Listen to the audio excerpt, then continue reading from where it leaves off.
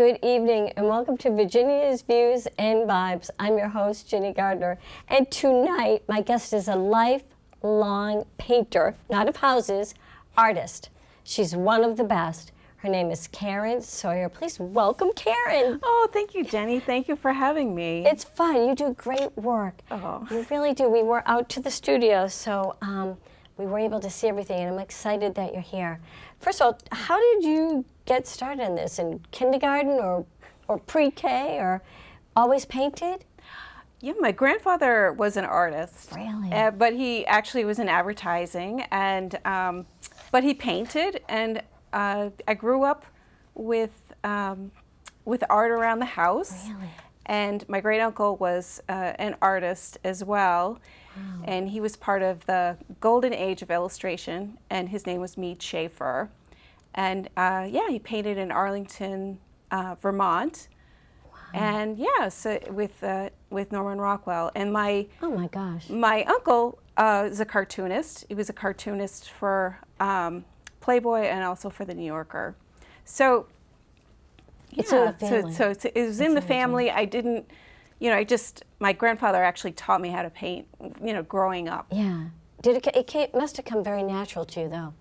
I think so, yeah. I don't think my parents wanted me to go to art school, but a little afraid of me being able to make a living off being an artist. But I ended up going to art school anyhow. Yeah. So, yeah. When you were little, though, when you did your drawing, for years, I was a preschool teacher, and my grandkids, they make the stick people. Were you better than that? And almost like a perfectionist about it?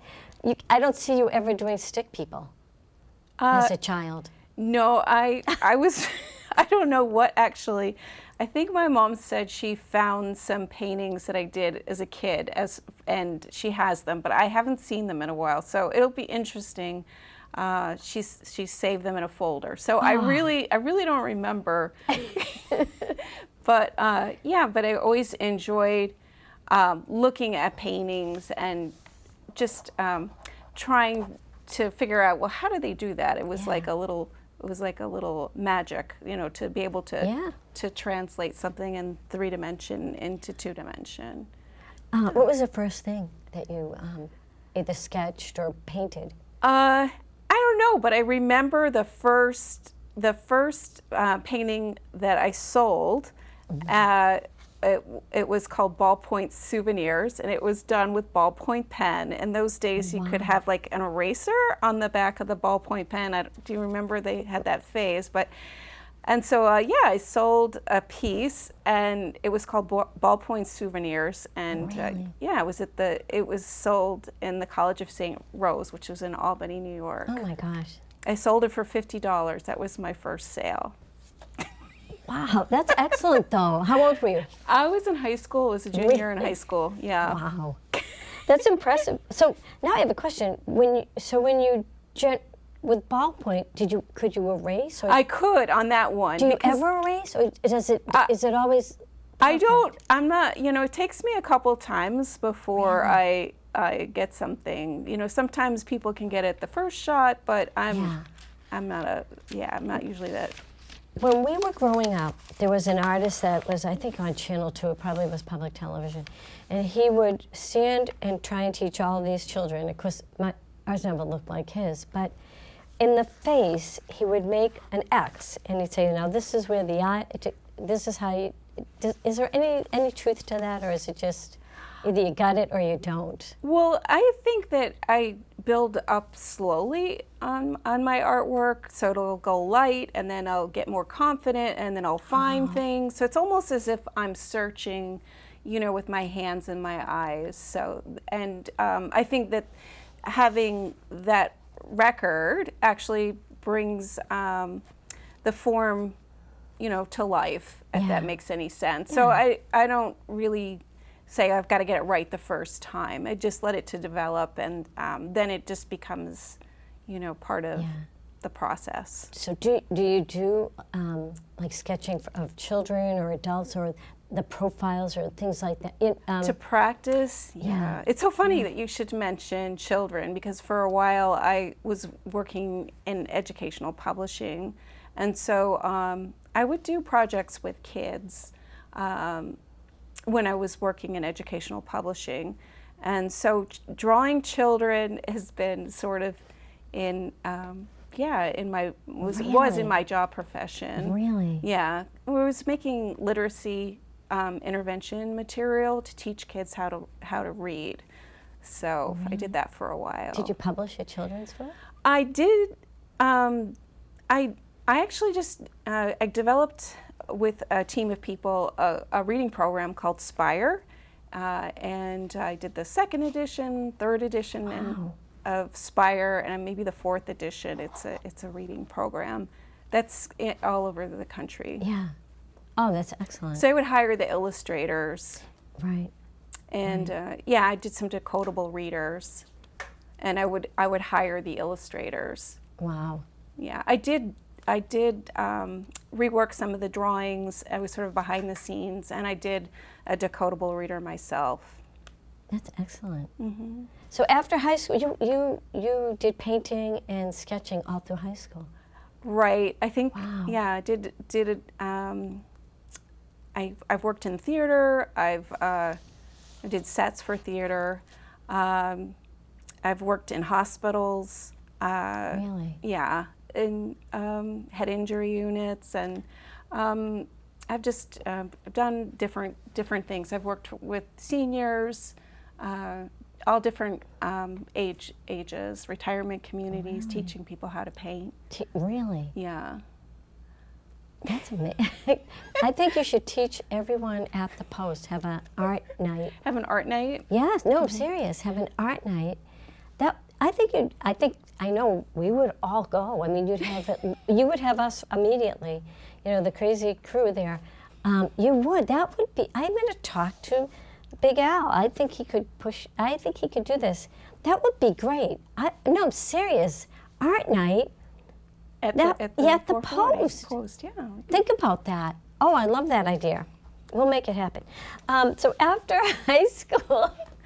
Yes, I went to school. I went to Tyler School of Art in Philadelphia, and I was lucky. I got a National Scholastic Scholarship. Oh my gosh! So that was great. And for the first year, and I worked in New York City for a brief period of time in an art gallery, and then I went to school at Indiana University.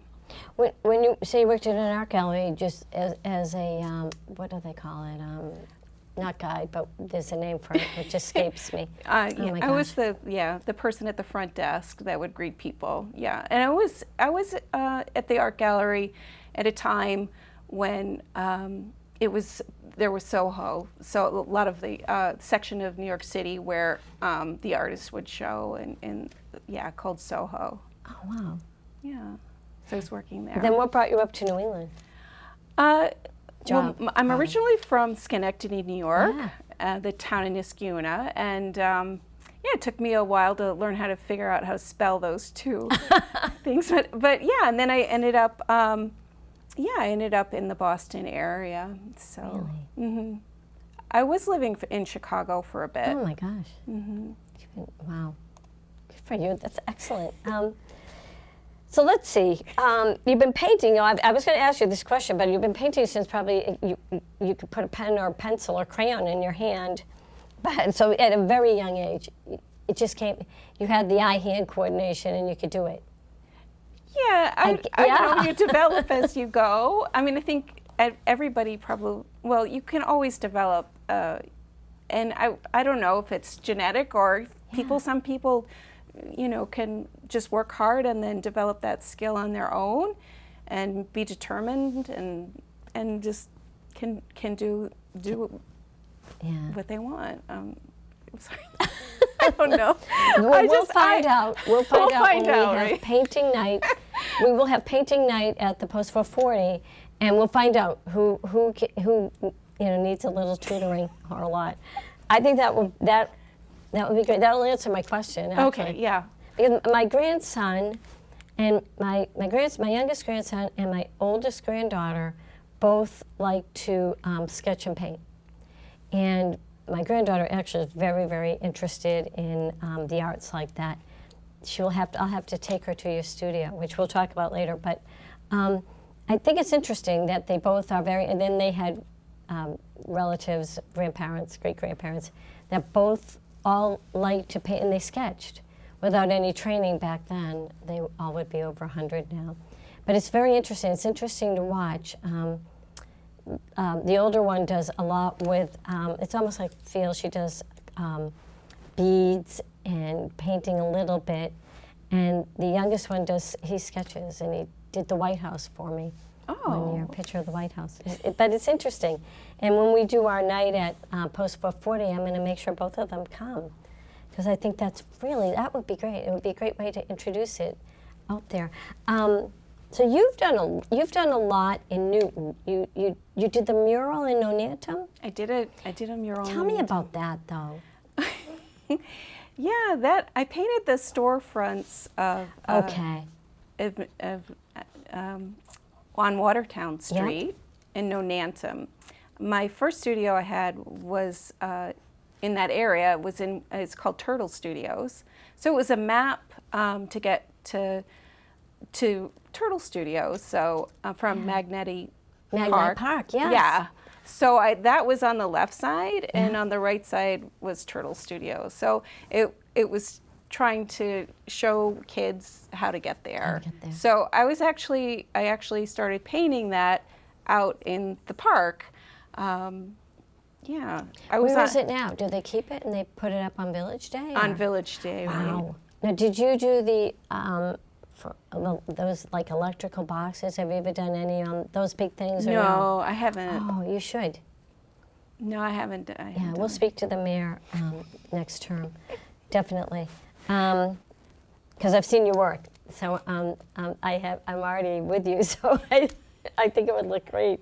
We need to get you there. So it comes out at Coletti Magni Park. Now, did you do one that shows like the entire Colt Lake, or not yet? No, not yet. After I did the one in Nonantum, I did a similar one in downtown in Boston. That's right. Yeah, at Faneuil Hall. So that was kind of fun. It was like planning. This time I got the kids involved, and it was like doing a birthday party for like 400 kids, because I had, it kind of mapped out, and then the kids would actually paint little sections of the mural, and then they integrated it into the bigger mural. Because the mural itself is about 10 feet long and about 5 feet high. I have this giant easel.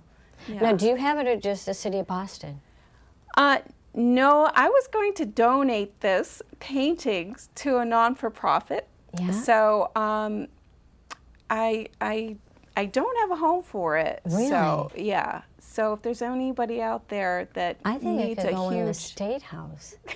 I think it should go in the State House. I don't know if there's anybody who is looking for that. That would be. I think I saw that at the studio at night. We couldn't open it all up because it's massive, but that's beautiful. That should be in Haymarket Square, Faneuil Hall. I still call it Haymarket, but Faneuil Hall. That should really be there. They did hang it outside and in a storefront window for a bit. Yeah. So. Oh my gosh. Oh my God. It was part of a beautiful program called Play Dates. Really? Yeah, and so they had a couple different events going on in downtown Boston. Well, my next guest is Jerry Morocco. He might like to see it some Friday night at the studio, and have something for Lexington and Concord, because that would be absolutely amazing. You do great work. I think that would be a nice next thing to do. The historic, especially with the 250 celebration. So you've done more murals for Boston, Faneuil Hall, and for Nonantum. Anywhere else, or? Yes. Wow. See, I think I've done one in Nashville, Tennessee. No way. No way. No, I have. Favorite place. Yeah. So that was a nice experience. So. Did they have it or did you? That was on an outside wall. So Really? it was, and then I had some students from Fisk University help me paint it. So I did a mock-up for the mural, and then would take it on the airplane, and then get some feedback, and then we painted it outdoors. Wow. So it was a wraparound mural. So oh my God, how long does something like that take? well, the planning of that took maybe a year, and the actual mural itself took a month and a half, because you never really know about the weather. Right. So yeah. Oh, that's do you have any pictures of it? I do. Next time. Next time. And then I've done a mural too at the Berkshire Scenic Railway Museum. Unfortunately, that one is no longer, because they had a flood in the museum. So really? yeah, so we lost that. I lost that one. That was an indoor mural. Wow. Yeah, and I think I did one for the Schenectady Girls Club too. And my first mural was actually in high school, and it was on a dare. Really? Yeah. It's like, can you do the library mural? And I did. So that was my first mural. Wow. There's so many places in Newton where the one that was in Nonantum could go, really, besides City Hall. The Boys and Girls Club, there's just, there's a place for that to be kept all year. There really is. Boys and Girls Club, that would be fabulous. It really could. The library, the Chichara Club is there now, I think. But that they should display that. They should take that. That's amazing. Will you be at Village Day this year? I think so, yeah. What are you going to do?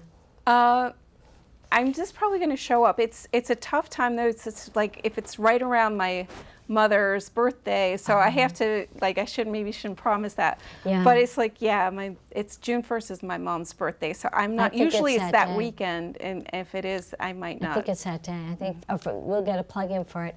I think Village Day in Nonantum is, starts at noontime, I think, and I think it's that first Sunday in June. So it may be a conflict, but if you're not doing anything, Newton people and anybody, that's a great little festa, Village Day. They have all kinds of talented people there. This year Karen can't go, but she's been there other years. But that's a great event. You get to meet artists, and they have nice things for the kids. And this year, I got to plug in for this because it's big.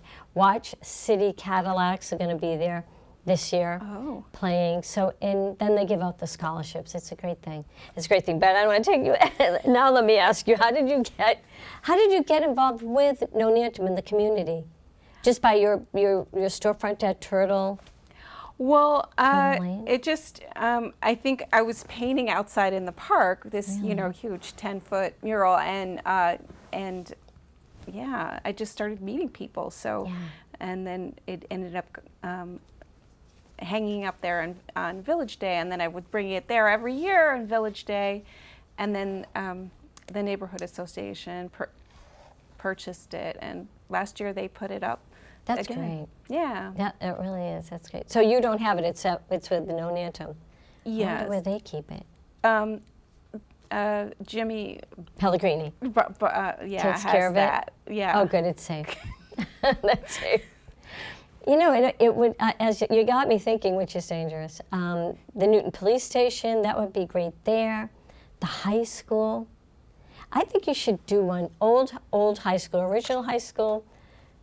The in-between one, the other in-between one, and then now the new one. I think you should do one of all the old high schools. So what do you like best about Newton? Because you're now really in the community. You're really in there now. About Nonantum, would it be Nonantum or? Yeah, I think I'm more the Nonantum area. That's the part of section of Newton that I know the most, but sort of becoming familiar with Newton Center. Yeah. Newton's a great, especially Nonantum. I just very love close. how people look out for each other and the neighborhood. People are very caring, and it's just a really nice community. Yeah, it's maintained that village where everyone does look out for each other and support everybody. each other. And I think that's very important. And I'm glad you're part of that community. And they said 10 minutes. I want to look at these. This is absolutely stunning. Oh, thank you. Absolutely beautiful. Talk a little bit about that. This is just calla lilies. And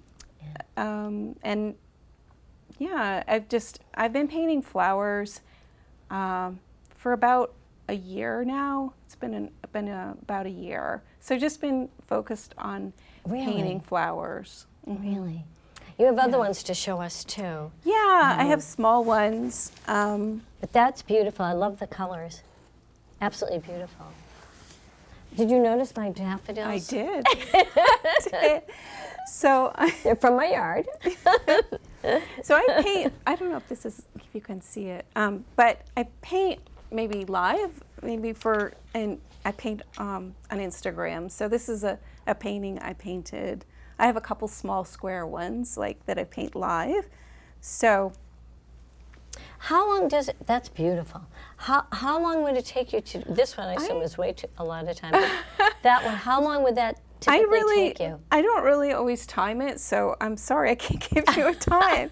But yeah, so the smaller ones are faster than that, but then the larger ones, yeah, of course. And yeah, so I'll just show a couple just to. No, they're beautiful. That is beautiful too. Yeah. No, you can show them all. They're beautiful. And I didn't bring a lot of big ones because I just brought some small ones because they're easier to. Now, how do you kind of pick the colors? I do have my own go-to palette. And, okay. Yeah, but sometimes I'll venture out of it. But yeah, these are mixed media, water-based paint. Have you done any Christmas cactus or poinsettia? I have done that too. So this. Tell me about that. This is my. That caught my eye. Because I paint live, and I was painting live down in Boston. Somebody asked me if I would paint their wedding, but I unfortunately didn't do it. But I did paint. I thought, well, could I do that? Would I like doing that? And I would love to do that. So I painted my nephew and his wife, and they have a dog, Ranger. So I painted Ranger too. So I love painting dogs. So so yeah, flowers and pups. So yeah. So that's. I want to get to this quick because, and then I do want to talk about other things. Your studio in particular. What's next for you? Do you think? I mean, so that you. I mean, what could be next? You have a 9 project. You have 9. What is it? 9 projects in school. What is that? What it's called? 9 project school or? I'm not sure what that means. I don't know. Well, you work with the schools.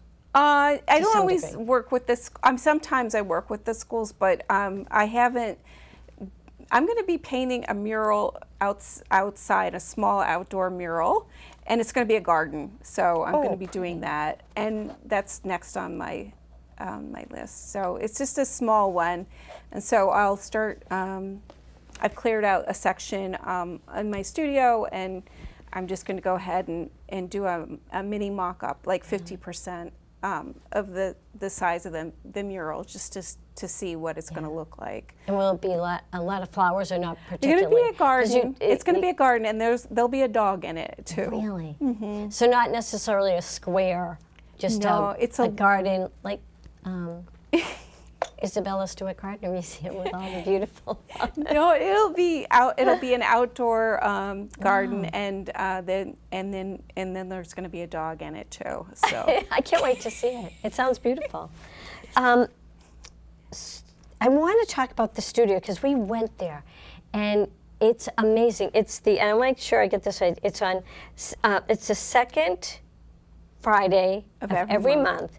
It's on Mill Number 1 in Saxonville on Central Street. It's the Mills. Anybody that's familiar with that knows exactly where that is. And you walk in when it starts. What's the time that it starts? 7? I think it starts. Yeah, I think it starts officially at 6. 6. Okay. And so it's still light. And probably what time does it finish? I think around 9ish. 9. Oh, that's great because you have to go. You have to go when it's light, obviously. but you have to be there when it gets dark because the whole like ambiance there it changes. And it's an old building and it has a lot of history. So you have a studio there, and it's every second Friday, Central Street, Saxonville. Tell us about that, because that is like a jam-packed room with everything. Yeah. And it's absolutely beautiful. Yeah, so there are a group of artists there, and we open up our doors. There's also, it's called the Mill of Contemporary Art, and that is in Mill 1. There's a little store that we just opened up in the Mill, and we also have a studio gallery space called Gallery B, which is in that same area.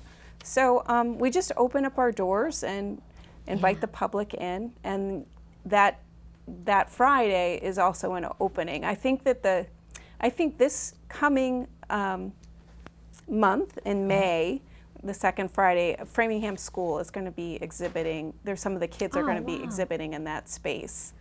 So how many artists are there? about 50 And they're artists. all different. Yeah, all different go. different types. There's a stained glass artist, jewelry making, different types of artwork. One is a filmmaker. Really? Yeah. One, I think we saw someone that works with clay or something. Yeah, it's Yeah. possible. And then there's that might be. And I know somebody has a kiln. So Yeah, I think it's, when we went to your place, I think we took a left. This was down the hall. So it's really interesting. And like I say, in the light, it's totally different when it's dark. It's just, you can just imagine the mill there.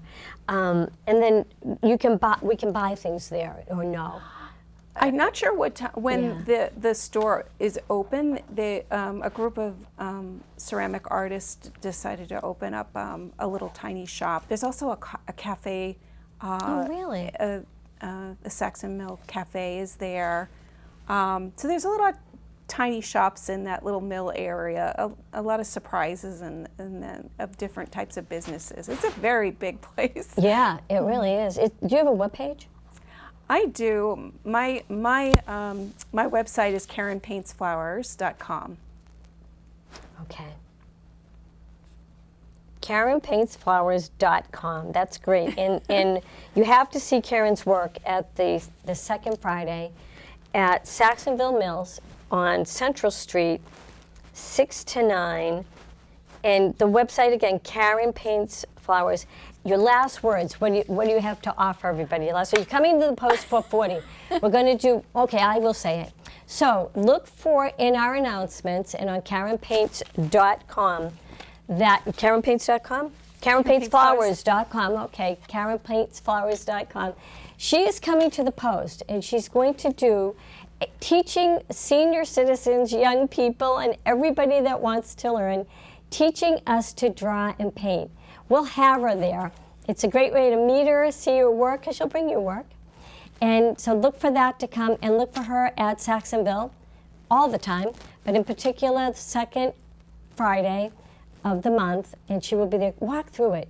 It's an amazing place. Make sure you see Karen. There's a little store, all kinds of things to do. You can go upstairs, and lots of fun. So KarenPaintsFlowers.com and Saxonville Mills in Framingham. And she'll be at Post 440. Thank you. Come again. Thanks. Thanks for having me, Jen.